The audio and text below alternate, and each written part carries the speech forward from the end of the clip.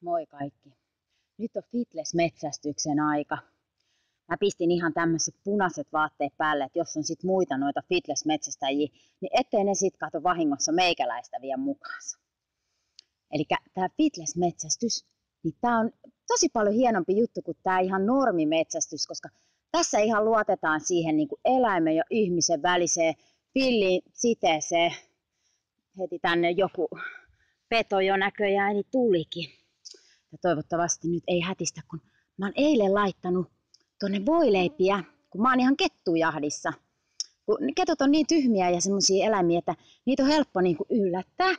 Niin mä oon pistänyt tonne voileipiä ja nyt näyttäisi siltä, että sinne on kettu tullut syömään. Että ei muuta kuin mulla on tässä tämmönen jätesäkki, niin mä siihen sen sitten laitan.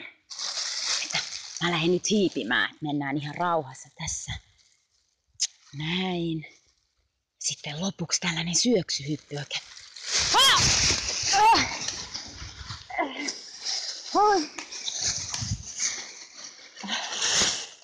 Nonni, nyt mä sain se. Täyskasvunen yksilö.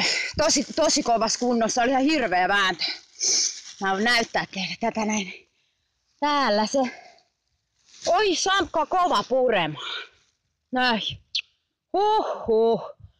Mut fitnessissä niin mä oon ihan sitä mieltä, että ei oo eläimiä ollenkaan oikein tappaa, niin mä päästän tän nyt takas luontoon. Katsotaan. Menepä. Noin.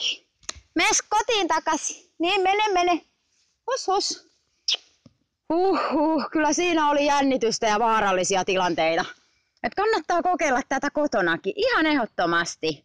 Siitä niin kun tulee semmonen luonnonvälinen side, joka ei riku sitten millään. Kiitoksia ja hyvät päivän jatkot ja moi.